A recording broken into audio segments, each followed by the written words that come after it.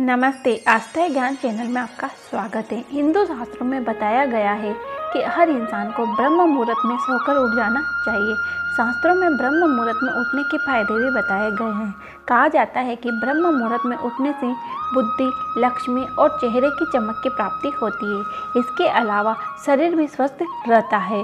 कहा जाता है कि जो भी ब्रह्म मुहूर्त में उठता है उसे कई फायदे होते हैं। ब्रह्म मुहूर्त में उठने की आदत इंसान को सफलता के मार्ग पर ले जाती है।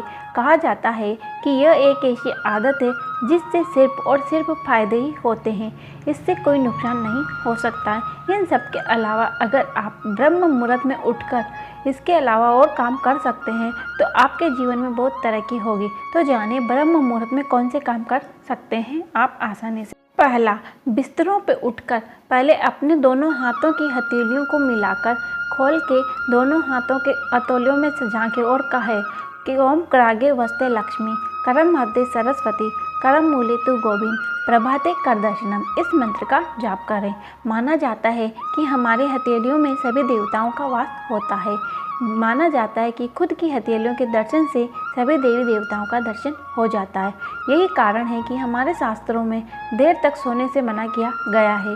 कहा जाता है कि देर से सोकर उठने वाले लोग अपने जीवन में कभी तरक्की नहीं कर पाते और ऐसे लोग हमेशा ही अपने किस्मत को कोसते रहते हैं। दूसरा, ब्रह्म मुहूर्त में उठ के आप ध्यान, योग, आसन आदि कर सकते हैं। इसके अनेकों लाभ हैं।